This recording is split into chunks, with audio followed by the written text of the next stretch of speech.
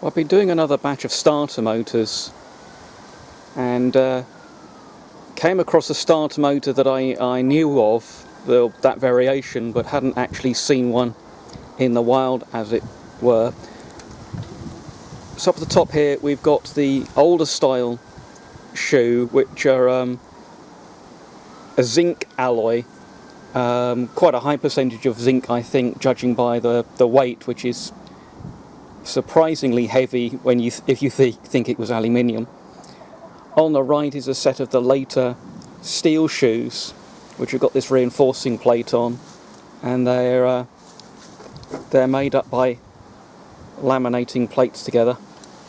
If we have a look at these shoes again here, you can actually see the pivot holes are really quite badly worn, and in fact the retaining circlips have been eating in. And I think I've seen this before on people's pictures of shoes, that it can't help the action if the shoe pivots are that badly worn, and may lead to a very rattly starter assembly, possibly actually rattling with the engine running. Now down at the bottom are the two gear drives, and from this side they look the same. This is the earlier style, but then this one actually has a cush drive incorporated.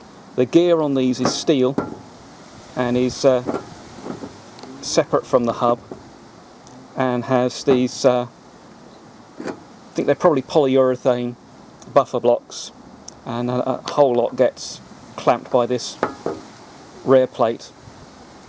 So this is the last iteration, as far as I know, of this side-mounted starter.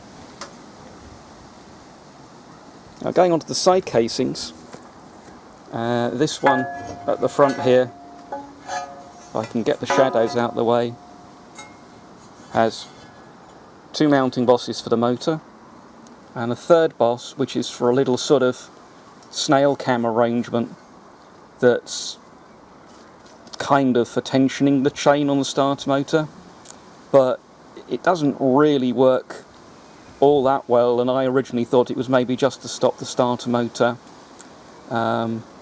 slipping, giving it an extra stop. Well, clearly the factory thought that it didn't do a very good job, because this later style case that went with that starter motor with the cush drive, that boss is completely absent. So that's just a little bit of a overview of some of the different starter motor bits.